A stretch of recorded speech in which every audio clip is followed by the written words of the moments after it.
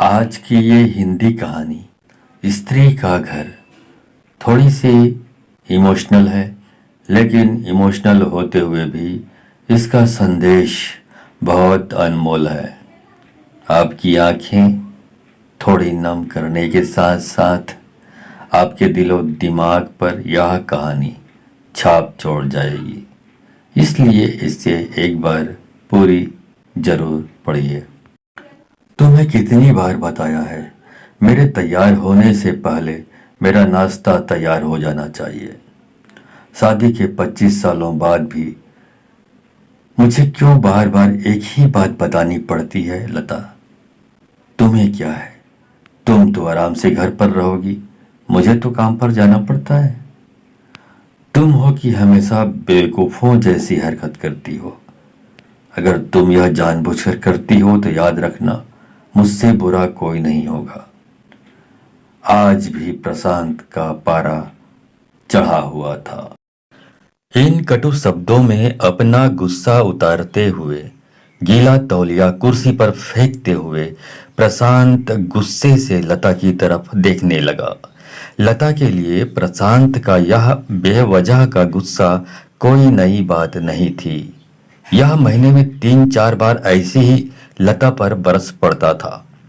पहले पहल लता उसका विरोध किया करती थी, लेकिन जब कई सालों तक प्रशांत में कोई बदलाव नहीं दिखा तो लता ने खुद को ही बदल दिया। अब प्रशांत के कुछ भी कहने से लता को कोई फर्क नहीं पड़ता था। प्रशांत के हर बात को वो चुपचाप सिर नीचे झुकाए सुन लेती थी। शादी के 5 साल तक लता ने पूरी कोशिश की थी कि प्रशांत को बदला जाए, लेकिन फालतू का गुस्सा करना और बाद में लता को भला बुरा कहना, यह मानो जैसे उसकी आदत बन गई थी।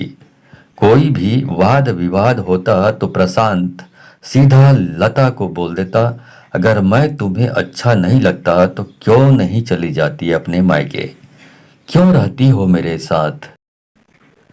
इतना सब होने के बावजूद लता प्रशांत के साथ रहती थी, क्योंकि उसे अपनी बेटी की फिक्र थी। और वह जाती भी तो कहाँ, अपने बूढ़े हो चुके माँ बाप को इस उम्र में परेशान करना वह नहीं चाहती थी। समाज और लोग क्या कहेंगे, यह भी तो उसे देखना था। वह इतनी पढ़ी लिखी भी तो नहीं थी कि खुद जाकर कोई नौकरी कर सके और अपना और अपनी बेटी का पालन पोषण कर सके। लता को अब अपनी फिक्र नहीं थी, उसको फिक्र थी तो बस अपनी शादी लायक हो रही बेटी की। लता नहीं चाहती थी कि पति पत्नी के झगड़े की वजह से काव्या डिस्टर्ब हो। काव्या की पढ़ाई पूरी हो चुकी थी और उसके लिए अब शादी के लिए रिश्ते आने लगे थे। कई रिश्तों को काव्या ठुकरा चुकी थी। 2-3 महीने बाद एक अच्छा रिश्ता आया। रिश्तेदारों और पहचान के लोगों ने भी लड़के के बहुत गुणगान किए थे। प्रशांत एक शाम अपनी बेटी के पास बैठकर उसे बताने लगा, काव्या, लड़का बहुत अच्छा है बेटा, पढ़ा लिखा है, बड़ा घर है, बहुत अच्छी नौकरी है। ऐसे रिश्ते बार बार नहीं आते बेटा, इस बार मना मत करना। काव्या अपने पिता से ज्यादा बात नहीं करती थी।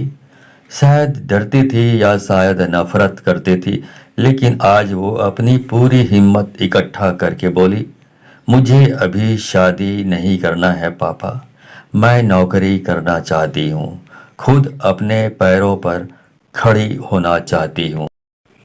हाँ, तो उसमें क्या बड़ी बात है?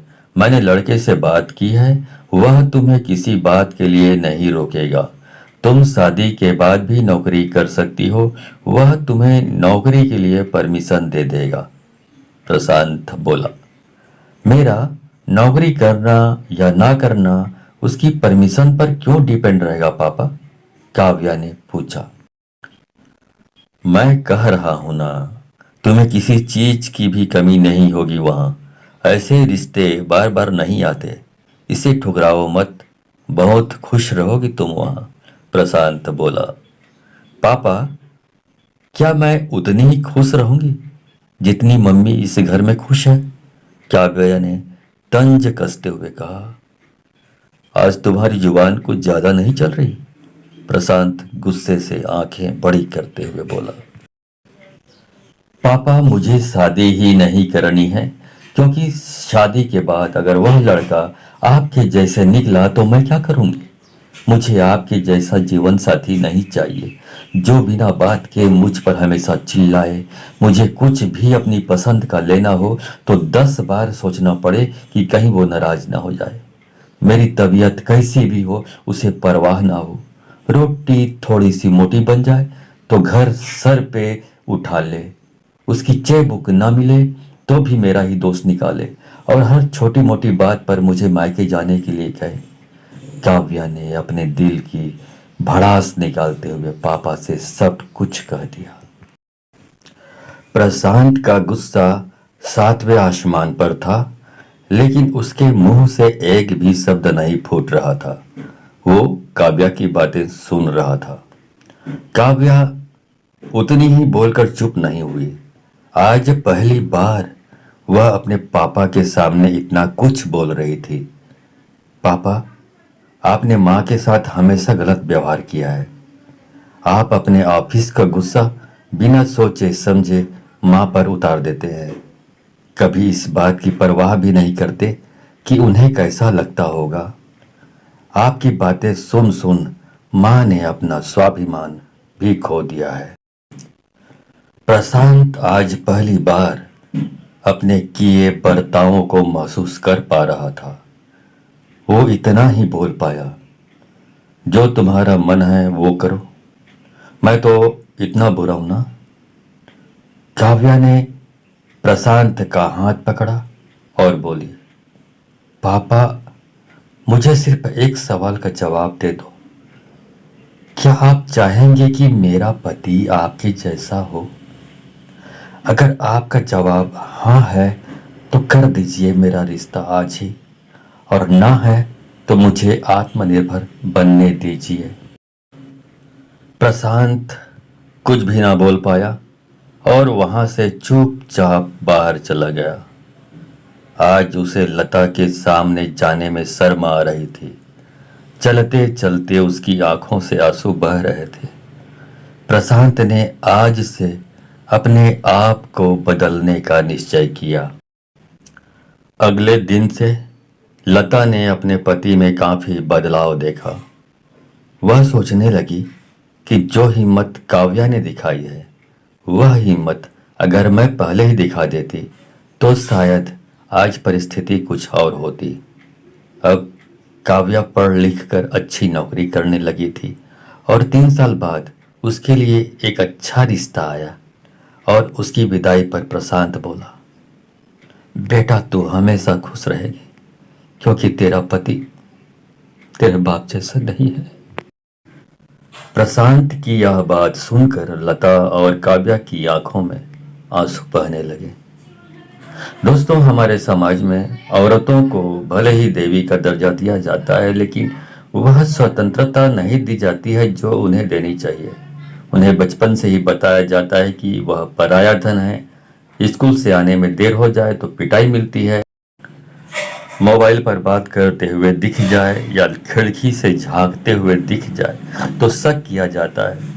माँ बाप का घर तुम्हारा घर नहीं है, पति का घर ही तुम्हारा घर है। जीवन भर ये बातें बता बता कर उन्हें ससुराल भेज दिया जाता है और एक दिन किसी छोटे मोटे झगड़े में ससुराल वालों से उन्हें सुनना पड़ता है कि इस घर को छोड़ दो और मायके चली जाओ। अब आप ही बताओ दोस्तों, ऐसी स्त्रियों का सच्चा घर कौन सा? आखिर वह किस घर को अपना घर कहे?